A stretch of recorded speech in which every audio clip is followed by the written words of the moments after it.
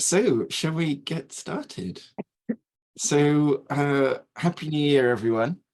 Welcome to the first Marketing Kind gathering of 2024. And I believe we will get the year off to a fantastic start because in this digital fireside, we're going to be exploring the leadership journey of a solutionist.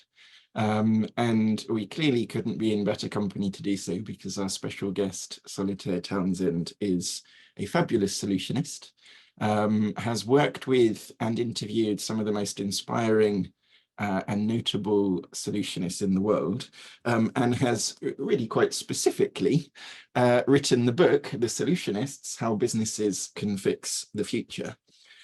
Soli is also, if we think about leadership journeys, been a leader for, if not since day one of her career, at the very least since approximately, by my reckoning, day 1000, because after fewer than 3 years working for other people, Solitaire decided that she could go it alone and set up Futerra, and has forged her own path ever since.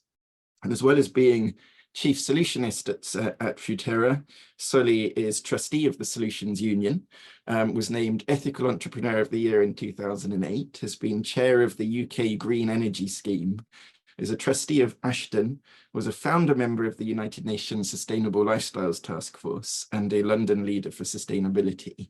And people may remember Solitaire's first book, The Happy Hero, How to Change Your Life by Changing the World. So welcome to Marketing Kind, Soli. How are you feeling this afternoon?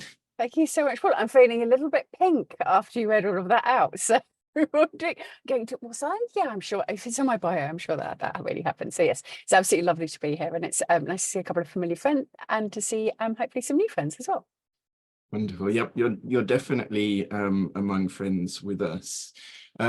So before we dive into either the book or Futerra, clearly you've had a powerful integrated direction for a long time. And your work must be a vocation to you. So is there, maybe you could bring to life for us how you personally construe or think of your particular role in the world, and what a Solitaire Townsend is particularly well designed to contribute.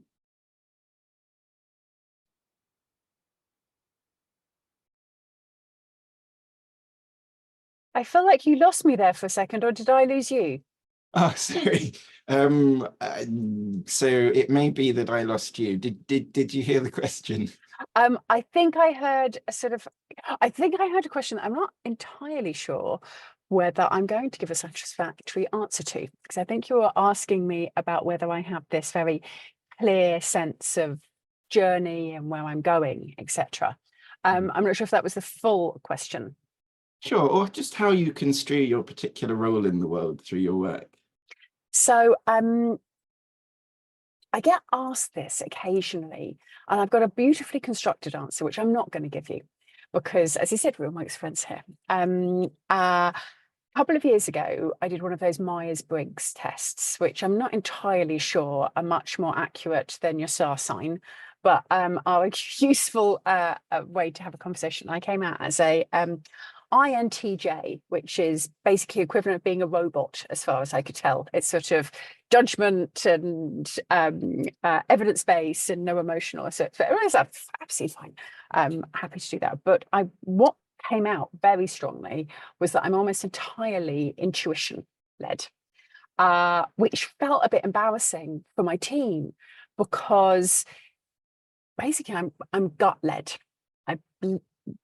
Feeling a sense of whether this feels right matters to me a great deal more than whether I have drawn that from a clear evidence base. I'm extremely good at retrofitting an evidence base onto it, making a good case for why my intuition is right. But I have to admit that my intuition leads me, and so I think it always has, and that can be quite scary, because it can often lead me away from things which were productive, profitable, a great thing for Futerra to do, a way in which we were constructing our whole business, and I can get a gut feel that it's no longer the right thing to do.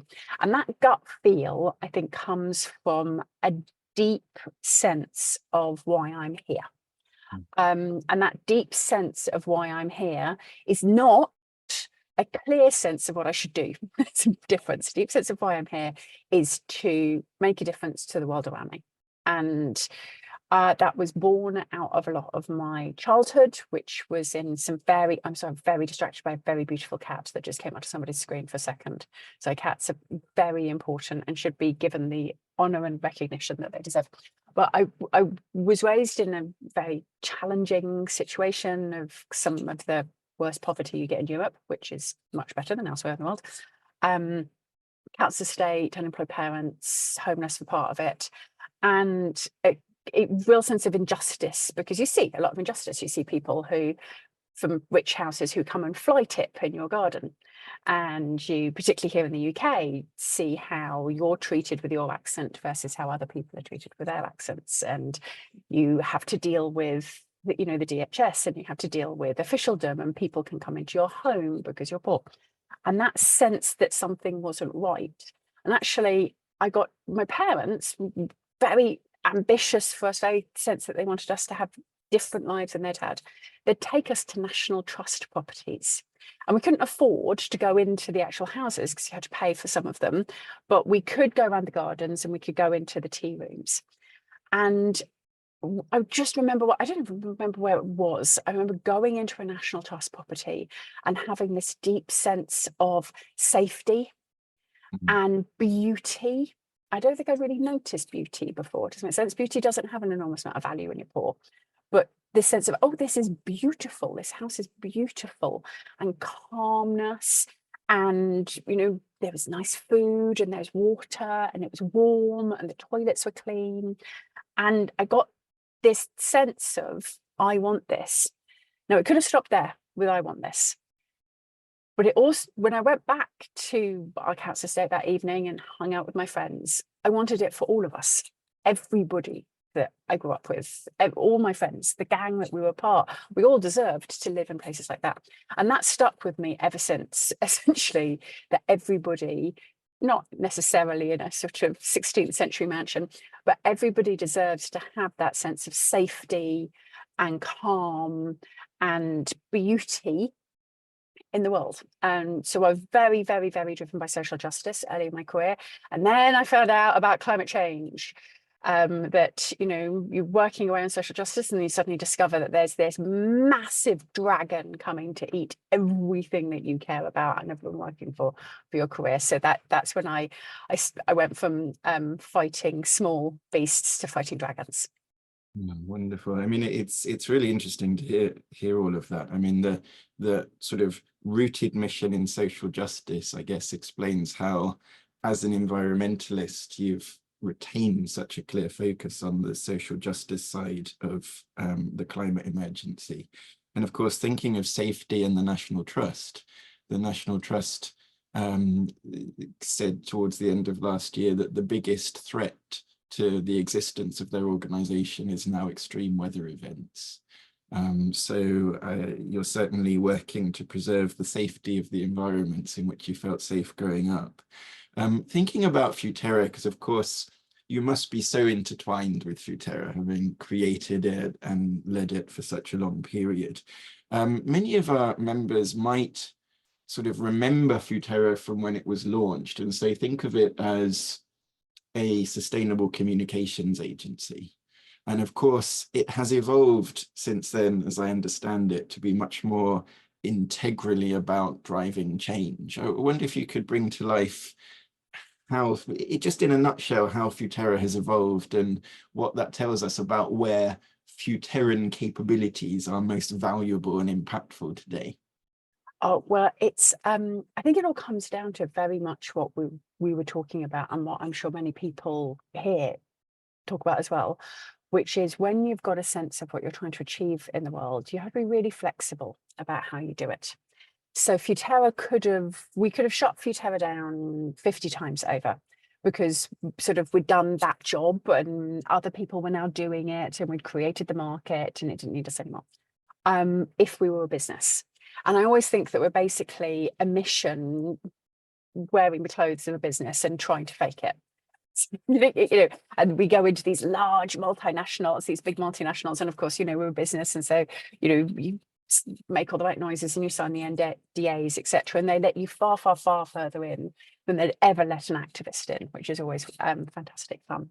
So over the years, we have adapted to what we think is needed at any time, and it's what we always focus on is skills rather than services.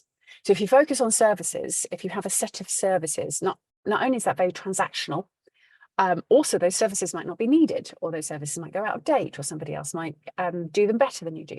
Whereas if you have a set of skills, and we call these logic and magic skills. So logic skills, deep subject matter knowledge, and not just knowledge, but like obsession with what's going on in sustainability, in the science, in the politics, in where the thinking's going and what's next around it, and essentially the architecture of change. And that can be sort of, we've got subject matter specialists on net zero, when we've got people who know about human rights law, when we've got folks who are,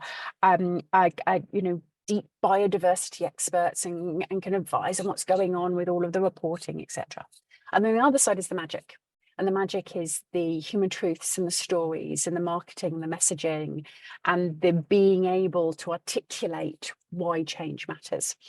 And that sometimes can mean running big campaigns. We just did a big one called Positive Power, where we reached over 10 million people in the US and in India with this need to change our power structures and our energy structures. Or it can mean training up Hollywood scriptwriters on climate storytelling. So that's sort of that logic, magic, left brain, right brain, those skill sets around being able to know what change is needed and a bit about how that change can come about, and the skill sets of being able to bring people with you on that journey. And so that's manifested itself in really different ways over the years. It's manifested itself by doing corporate comms. It's manifested itself by helping Formula One go net zero. We've written Google's climate strategy. We've run massive campaigns for the UN around flipping the script worldwide. We've done adverts for Lancome. And as I said, I'm going over to LA for a month, primarily to train Hollywood scriptwriters in a whole load of the different studios about how you incorporate climate change into mainstream, non-documentary, mainstream storytelling. And we'll keep changing again. In 5 years, if I came on this, we would be doing something different because the need would have changed. I want to pick up on some of that Hollywood script writing in a moment, but just to resurface as some of the starting ingredients for the conversation. You're clearly, even though your name is Solitaire, you're clearly very outgoing. You have a lot to do. And clearly you're not short of platforms to speak on. So, writing a book can be quite a solitary pursuit. What made you feel the need amidst that array of activities to take the time it took to invest in writing in Solutionists? Two. There's one answer that I give to a lot of people, and there's another answer that I'll give on this, which is sort of the answer behind the answer. So, books are the very best of you. They're when you sit down and have to force yourself to think, how do I take everything which I know about this and put it into something which is readable, which is 60,000 words, which is well-researched, well-evidenced. So it's a discipline for the writer, which is really, really useful. Like, I'm already working on my next book. And one of the reasons why is it makes me better at what I do. It forces me to actually go, what is it I do? What do I think? What are the points that I want to make? What do I know? What have I learned? And that's, I think it was John Ruskin who said, you sort of have kings and queens on your bookshelf. You have some of the greatest humans that have ever lived, have poured the very best of themselves into these little tiny short books up on there. And that's the best that that person had to give because they put it in a book for you. And so that's the Solutionists, the books that I have, will have far greater scope, scale. They'll reach far more people than I or Futerra could ever do. So they will go far beyond, and hopefully perhaps even beyond lifetime and stuff like that. They'll still be available soon. Second point is that I'm a woman, and women don't write enough books. And I've got some wonderful mentors, people like John Arkington, who keep telling me off and saying that I should be on my 6th book by now. And there is this sector is very intellectually driven, it's very academically driven, and being an author is a gatekeeper, it's an unlock point. And so that you're never going to have the energy to sit down and write a book because you should for your career. But trust me, do not do that. It won't work. You have to have a deep passion to tell the story, but it can be a reason about why you're going to write the book now, which is that I get platforms and access as a woman to places that I wasn't getting without the book. And just for the benefit, in case anyone has been foolish enough not to read the book already, maybe just a quick definition of what a solutionist is, and are there different types of solutionist? So in the book, I go into the different types of solutionist, and I interview folks from Bill Gates and Jessica Roden of IKEA and Kate Brandt of Google and Vaita of Anapta and Georgios and speaker on behalf of the indigenous tribe in the Amazon. And what all of these people have got in common is that they are solvers of problems. And they only look at the problem for long enough to work out what a solution to it is. They're actually some of the most upbeat, fun, happy, silly people you might, joyous, whimsical people that you might meet, even though they work on many of the hardest, challenging, upsetting, overwhelming issues, because they just itch. Solutions make them itch. And in the book, I go into, there's 3 types of solutionists that I identified in terms of how they go about coming up with their solutions. You've got architects who are big picture thinkers. I'm one of those, very happy up there in the sort of overarching themes and putting things together in very abstract ways. You've got the actioners who are but what do I do? I just need to do this thing. I'm just going to get on there. I'm going to make change happen. By the way, those are the ones who actually change the world. We plan how to change the world. They do it. And then and those 2 I was quite familiar with. And then I discovered a 3rd type as I was doing these interviews, and it probably says slightly more about me than them, than it took me so long to identify it, which was the accelerators. And they're the people who know how to motivate others, who can pull great teams together, who understand what folks need to actually make change, and who recruit and grow this movement and bring people in. And in many ways, writing the book made me realize how important it was for me to have other solutionists around me with complementary skills that I don't have. I might be able to force myself to be competent on some of those topics, and I definitely respect how important they are, but there's certain ways of making change that just don't thrill me, just don't make me feel passionate, and do make other people. And so that don't have people who are just like you around you. Make sure you have solutionists who've got different skill sets around you. And clearly you've had the opportunity to speak to a remarkable range of solutionists. I mean, for anyone who hasn't yet read the book, you've talked to people, everything from Bill Gates to social entrepreneurs. And there's a wonderful chapter at the end called Signal Boost, which is essentially passing the mic to people that maybe we haven't come across as quickly as we've come across Bill Gates. I'll tell you one thing about that. That was a chapter I had to fight for. So a chapter in your book where you basically just listed out other people's books and why people should read them. And none of those other people's books were published by your publisher. That was something I had to fight to make sure was inside the book, and had to compromise on other things in order to keep that in.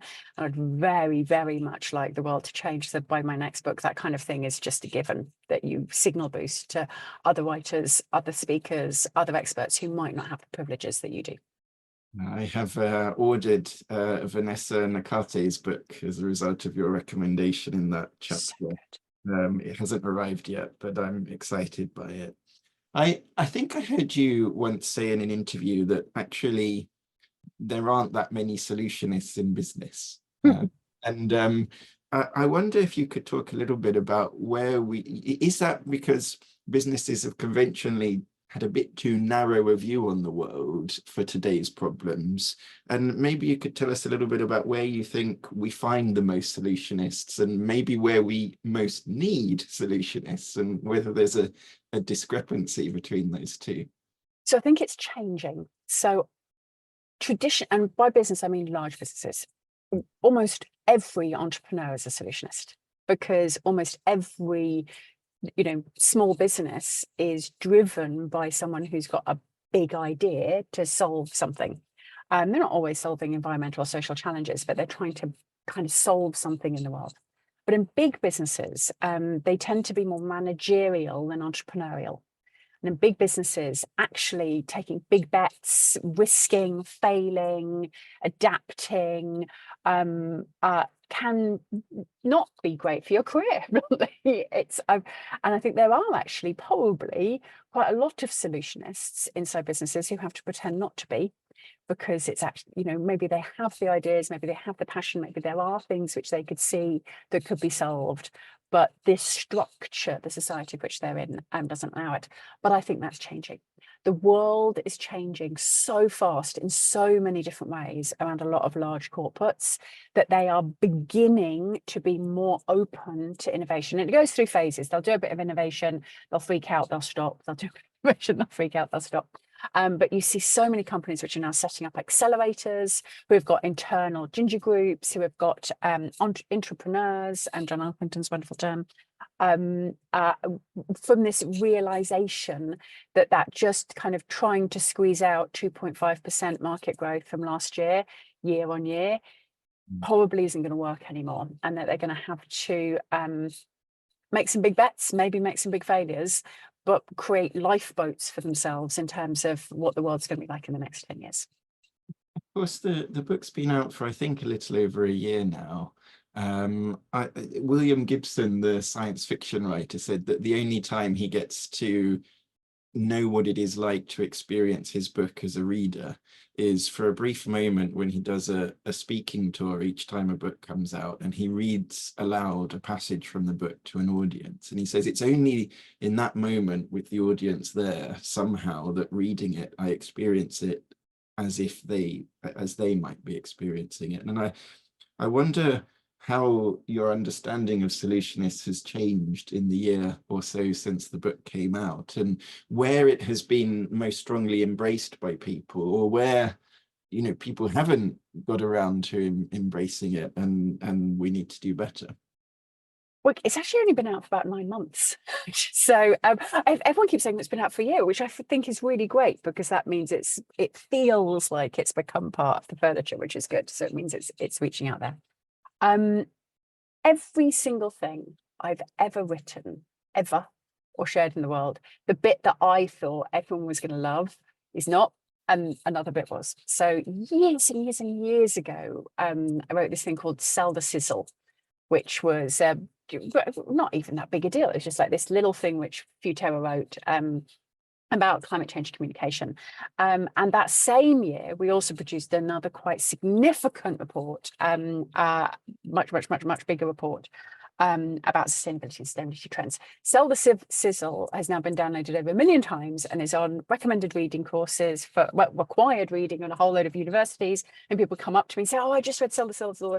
I thought that this was just sort of something that would kind of fall by the wayside. So I'm a terrible judge of what parts of what I think other people will be interested in, which is always like this wonderful gift when you put something out there in the world and you suddenly realize which bit of what you said is useful, because I'm not good at judging it in advance. And in terms of the book, the pieces that people have responded to most strongly is the typologies, those 3 types, and the sections, and what some of the shadow sides of those types are, and what you've got to watch out in terms of what you're challenged with versus what you did.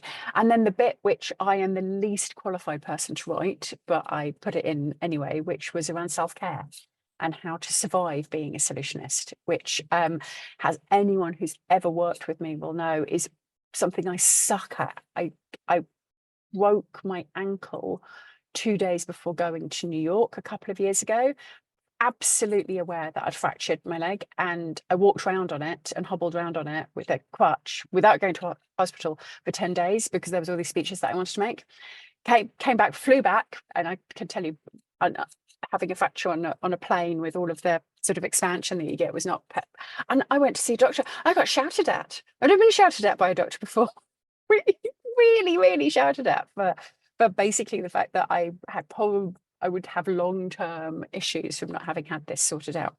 And then I have the audacity to write a chapter about how to look after yourself when you're working in sustainability. And I am quite open in the book that I'm a bad person at that.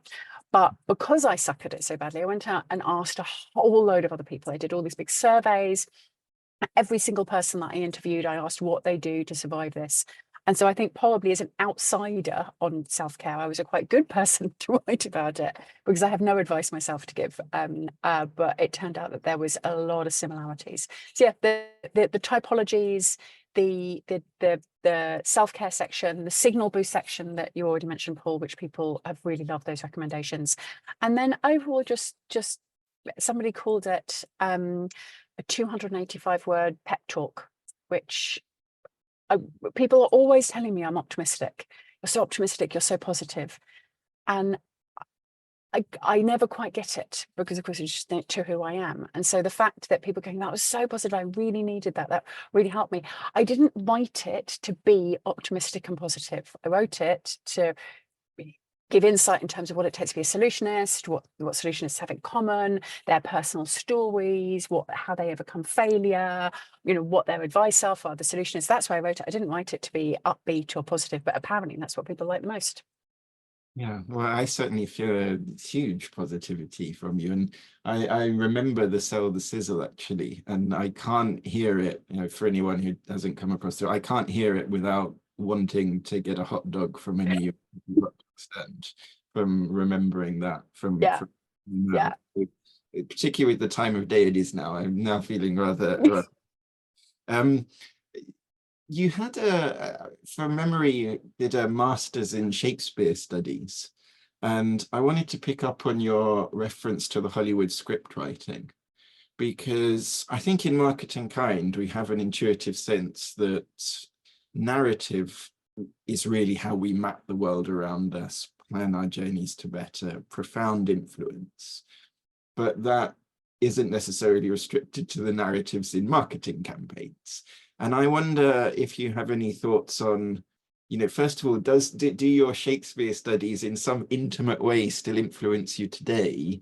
And are there ways that you see to sort of break the kind of narratives we might work with out of the confines of conventional marketing campaigns into a broader driver of cultural renewal? Absolutely. So I do have a master's in Shakespeare. I also have a master's in sustainability, which shows you what an incredibly dull young woman I was, going out doing all this studying. But I maintained my interest in storytelling. Like, I'm story obsessive. I read loads and loads. And I've actually done since I did that master's, I've done a whole series of trainings and learnings in creative writing, in storytelling. I studied with the author of The Science of Storytelling. I've interviewed neuroscientists about it. I go on, I do sort of like Faber introduction to creative writing and sort of how to plot type courses, because I think they make me much better at everything that I do, at marketing, at storytelling, at training, really looking at what actually makes story. And of course, what it's now led to is this wonderful opportunity to work with scriptwriters and showrunners, ideators in Hollywood, and actually here in the UK and in Bollywood, around how do you incorporate this. And I honestly think I get as much out of it as I put in working with them, because the discipline of working with people who have to tell stories, that's the story is the product.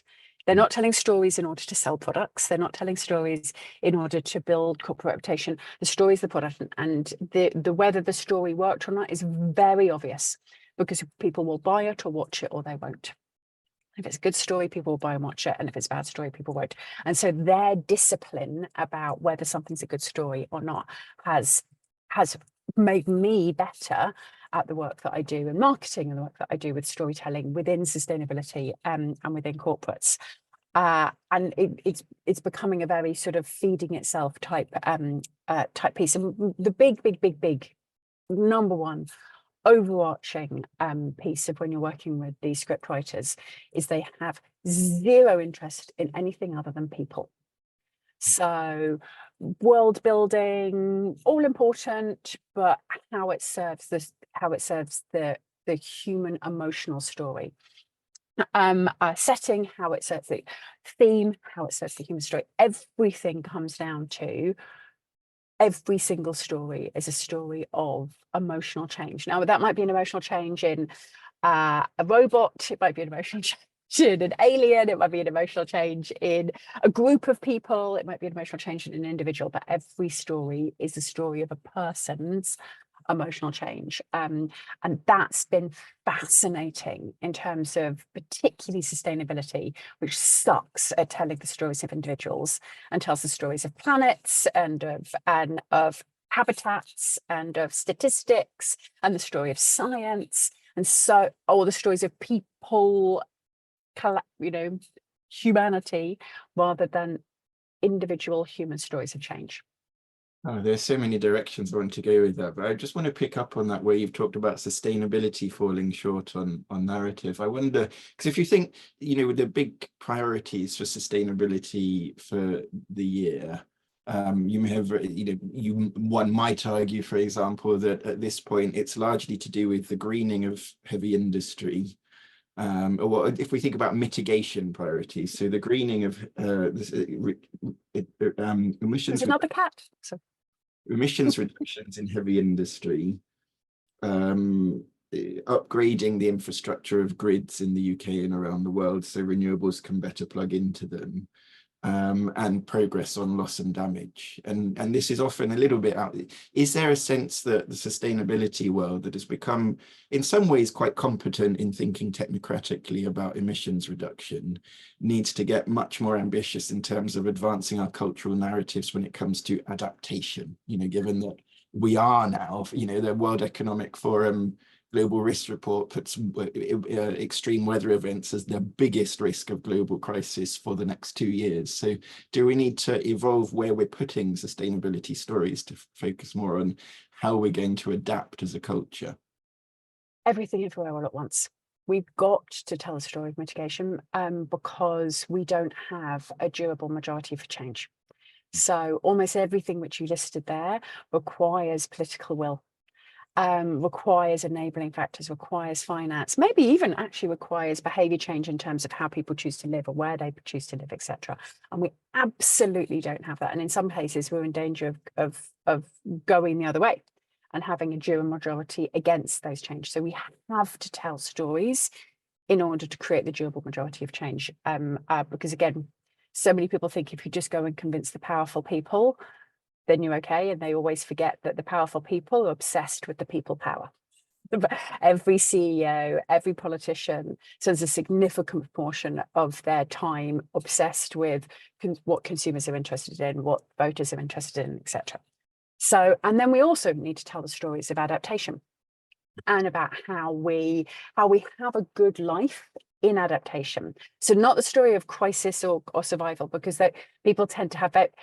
You get a sort of burst of energy to exit the burning building, but adaptation is going to take us a while. So the thing which nobody ever talks about in adaptation is how to show people to have a good life in adapting. So how do we help people around the world to live well, to be happy, to be healthy, to have time with their kids, for it to be fun, to adapt? And it's almost as if those words feel dangerous because we should be adapting because it's important and it's about saving lives and all that. And going, but you don't sell shit with that. It's like you get people to do things. You either force them or you get people to do things because they want to. And at the moment, nobody wants to adapt. And we have this big issue, for example, with flooding in the UK, and worked years ago with some of the flood defence folks, which is the only way to get people to do flood adaptation to their home is in the month following the flood. when the walls are still wet and etc. More than a month after they've cleaned up, they then forget it. And it's like it didn't happen. And they have this, there's even a psychological term for it, which is sort of reactance, where essentially their brains protect them against the fear and anxiety that they had when it happened, because you can't live permanently in fear. And so you have to get them to do it in that month. Or the only other way to get people to do flood defense is either in the emergency panic afterwards, or if you convince them that their house price is going to go up if they do it, so that there's actually a benefit for them. It's a personal benefit, or the home's going to feel more snug and you're not going to have to spend as much money, or actually this is going to be really great, it's going to keep slugs out of your garden if you do these flood defense. The only way to get them after that month to put it in is with a benefit. Yeah, with over 167 flood warnings in the UK this week, I guess that is a good moment for a lot of people here to be thinking about that. Just to be clear, so many of us, those of us who work full time in this, those of us who this is central to what we do, we're weird. We're not usual. We are not representative of, and if we work in marketing, we know that. Wish more people in sustainability knew that about themselves, that how they react to things, how they react to messages is not necessarily how everybody else does. Because what happens in sustainability is that these unusual people who were drawn into this movement with a certain set of information that's been widely available for a long time, they then tell the stories and tell the messages that drew them in, and get bemused and angry when everybody else doesn't respond the same way that they do, without realizing that it's not that there's a problem with everybody else, it's that you're unusual. And so I spend a lot of my time trying to convince sustainability people that they're weird, but actually they need to accept that, glory in it, love it, enjoy that about themselves, and stop trying to recruit people who aren't weird with the messages that recruited the weirdos. I wanted to pick up on your phrase talking about changing how and where people live, because that ties us to a particularly dysfunctional and toxic set of narratives today. And I'm thinking about migration and how we need to change the story on that, because you're essentially you think of things like the Rwanda scheme is essentially performative politics at its worst. I mean, we even happen to have spoken to a senior Conservative politician in the last couple of weeks who I won't name, and who said to us, the irony is in 10 years' time, we'll be fighting for immigrants. We have an exchange coming up this month with Gaia Vince, who, and if we think about narrative, on the one hand, we need, more and more parts of the world are becoming uninhabitable and will increasingly continue to do so.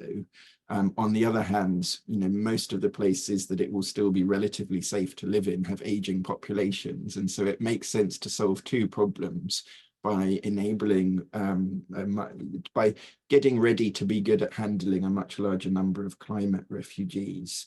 And that story is missing from sustainability. I mean, for example, Anna and I went to Anthropy. We've been 2 years, so that's 6 days of sustainability conversations on the future of sustainability for the UK and the world, without hearing the word migration mentioned once. Wow. And so it's a problem for the sustainability story as well as how we understand migration. So let's say we were working with a progressive mayor for a city region who knew that we needed to get better at migration, who wanted to better welcome and empower asylum seekers, refugees, and economic migrants and others. What could they do to improve the climate in their city region, to make it into, what can we do to make these narratives more healthy and truthful? Healthy and truthful, or work, because healthy and truthful doesn't always work. Actually, we've been trying to be truthful about the benefit that immigration brings, and it hasn't worked. Why? So I just saw Meredith's point there about getting out of the echo chamber. So let me try to step out of the echo chamber a little bit, because I think most people on this call feel that immigration is a net positive for the UK, a net necessity. I think someone did some maths about what the average age of the UK population would be without immigration, and the average age of a woman in the UK would be 50 without immigration, which of course is menopausal, which means very quickly you would have an empty country.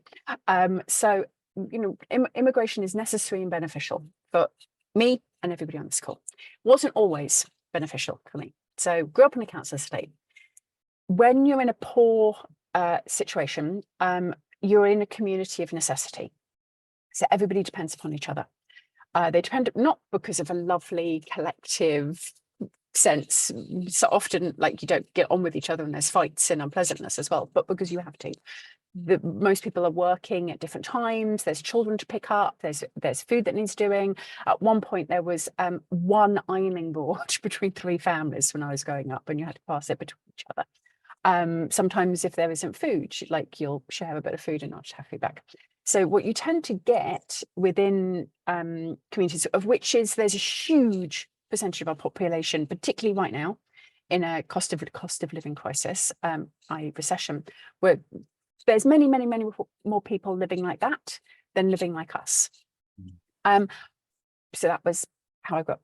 An immigrant family moved in to one of the council houses, and the system fell down because the woman, didn't speak English.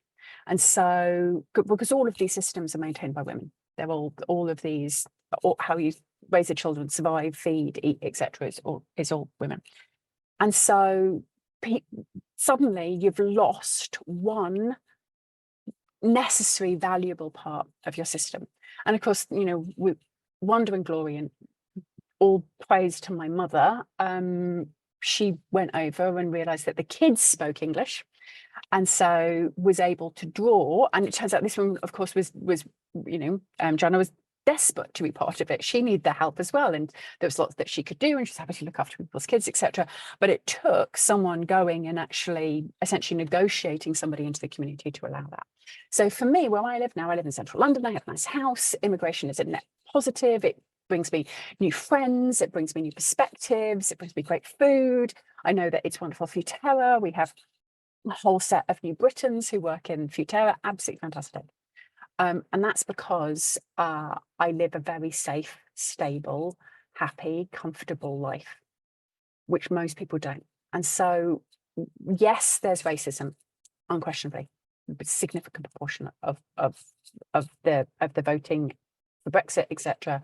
is about, but there's also fear and anxiety, not about people coming and taking your jobs, but losing the little bit of societal cohesion and support that you have. And that one of the biggest things that I think a mayor or others could do is create communities of women, communities of mums. People always focus on integrating the men into the workplace and on making sure that the children are going to school, and go, that's not how poor communities survive. They survive on willingness of women to support each other and to make sure that the children get fed, basically, that collectively you're feeding each other's children. And so you end up with immigrant communities who are doing that for each other, and non-immigrant communities who are doing for that each other, and they feel competitive with each other. Whereas if you integrate it, you can end up with a different situation. And also the other thing being is, as we've got an aging population, a lot of immigrant communities, from a significant proportion of the immigration in the UK, comes from certain parts of the world where people have a different perspective towards the role of elders in society. Much more supportive of elders being part of society, much more a sense that elders should be cared for within the society, and that there is a positive role for elders within society.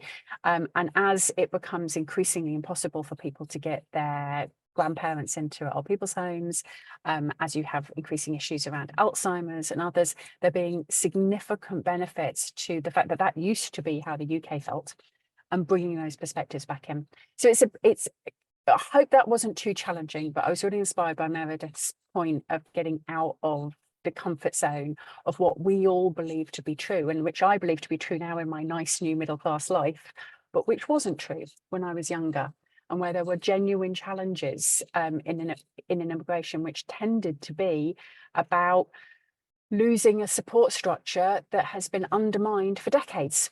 And of course, you know, if everyone lived like we lived, maybe those problems wouldn't be there.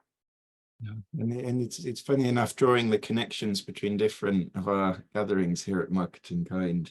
You mention Alzheimer's and you mention people overlooking communities of women.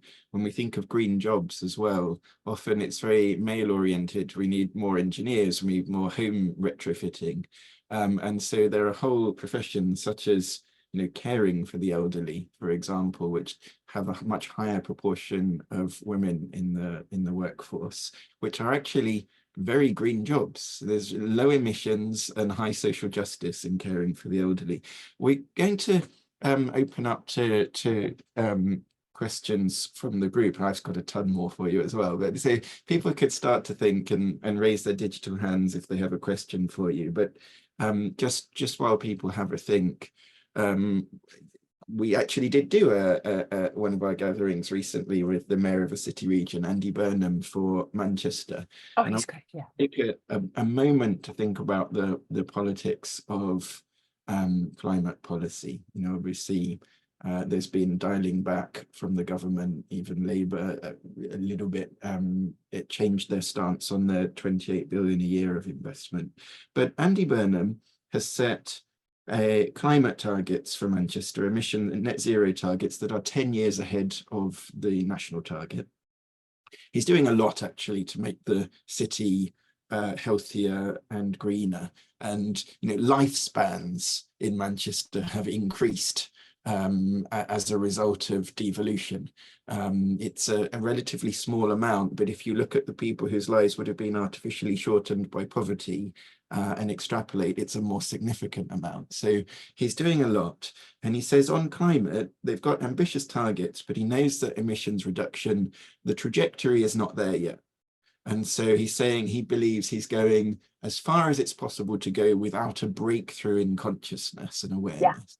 Yeah. Where do you think that breakthrough might most likely come from, and what can we do to seed it? So I've bet on different horses on that as I've gone through, and I'm not taking bets of any of them. I think we need all of them. I think businesses are extremely good at telling the world what a desirable lifestyle is.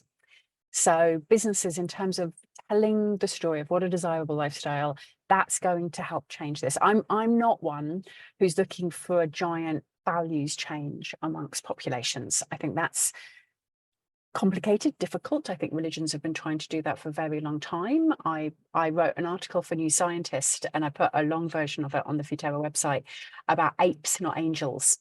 That we're just another animal species on this planet with all the drivers and interests and endocrine system as other animals. So things such as status and competition and keeping up with the Joneses are all perfectly natural. That's what happens in great ape species.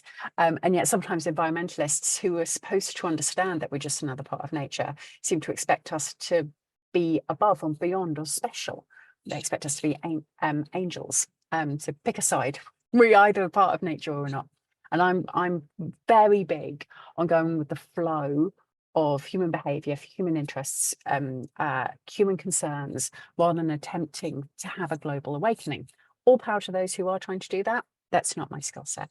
And so I think marketers, sellers, those who are the architects of desire, as purpose disruptors, have got a great job to do in showing what a desirable lifestyle is. Human beings have lived in very different cultures, situations, ways of being, behaviors, hierarchies throughout history. So we can definitely do that.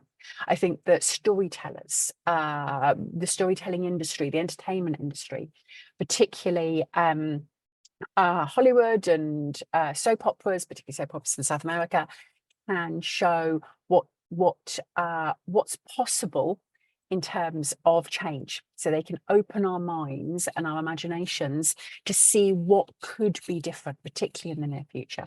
I think the social media creators, so TikTokers, YouTubers, I just recently poached the global head of social impact and sustainability out of YouTube into Futerra. And then excitingly, TikTok then poached one of my team to be their head of climate. And so we're now we're training up TikTokers around the world on how do you talk about sustainable and desirable lifestyles, not about climate change. Most of them, they stumble over the words, but how do you actually get to talk about this in a positive way? So I really think that those of us in all these different industries who are good at making people want stuff, we're good at making people want to come and play our game, we're good at but that's what we're paid to do. We're the last bit of the pie, if you will. We're the last bit of the jigsaw, that storytelling. We've got the architecture, we've got the infrastructure, the Royal Society tells us we've already got the technology. Oh, please bring us more technology, hooray, hooray. But we already have what we need to live in a sustainable way. What we don't have is the story that people can live within. And that story is a story of basically a sustainable world, a sustainable infrastructure around you is going to be one where you're going to be thinner and more attractive. It's one where you're going to sleep better. And because you're less stressed and less anxious all the time, so you're going to get a better sleep. It's one where you and your partner are going to get on much better because there's going to be more time together, less commuting. You're going to have better food, and so your emotions will be more stable. You'll be calmer. You'll have more fun. Not tactical things of like you'll eat differently or you'll travel differently, your home will be different. The things that people actually care about, which is how you're going to feel.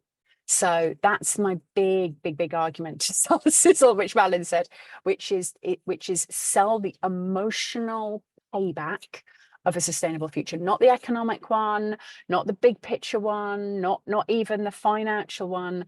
The emotional payback of a sustainable future is very, very compelling. And also, gloriously, it's true, unlike what the other side is selling. It's interesting you talk about apes, because of course, if an alien visited from outer space, there's not that much difference between me and an ape. There's not that much difference between us as a small group and a group of apes or a family of apes.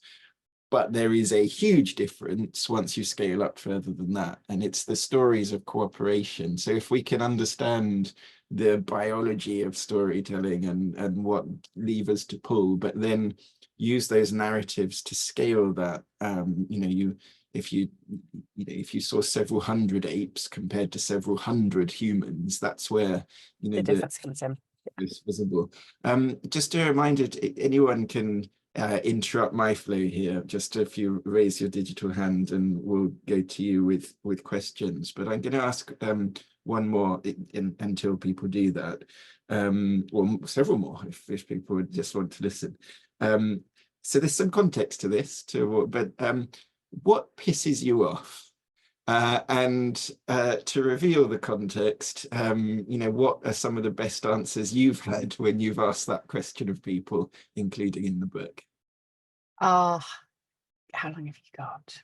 One of the things which people always forget about people who are optimistic and positive about different is that I'm optimistic and positive about what the world could be and our chances of getting there. I'm fucking furious at the people in the way of that. It's like I'm really, really angry. But the people who are doing all the destruction, people who are standing in the way of change. But I'm doubly angry because I'm not just angry at them for causing all these problems. I'm angry at them because they're in the way of all these benefits. There's these good things that we could be getting that they're stopping us getting to. There's all the obvious ones of the people who are working in oil and gas, etc. And I think it's always really important that we think about people, rather than about organizations or entities or structures or systems, because all of those are run, owned, maintained, benefited from with vested interest of people. So all it ever comes down to is whether individuals at once or collectively or overall are making decisions or not. If you've watched my TED talk, you'll know I'm pretty pissed off at the advertising industry because, the advertising industry, marketing industry have some of the most creative, inventive, persuasive minds and people in the world, actually, by quite a long way. like the exact skill sets that we need right now. The only skill sets which are missing in sustainability right now. We've got scientists and engineers coming out of our ears. We don't have great storytellers. So I'm pretty pissed off at that. And when I was talking and when I did interviews with the solutionists and asked them, who was in the way or who the challenges were. For a start, they're actually, as well, most solutionists are much more generous than I am. Actually, they jumped at the list much less than they had. And what tended to bother and challenge and have problems for most of the solutionists was people who are powerful and afraid. So people who are not powerful and afraid is, I know, I've been that. I've been not powerful and afraid, and there is a very good reason for being both. But people for whom you're never, whatever you do, you're never going to be living in a council estate. You're never going to be poor. You're never going to be hungry. You could lose your job tomorrow. You could be sacked and it'll be embarrassing and difficult. And maybe you might have to live in a smaller house, but you literally, you are guaranteed and built in, you've got friends, you've got education. If you walked into a job centre, they'd give you a job running the frigging job centre. That people who have got so much privilege are so afraid to act.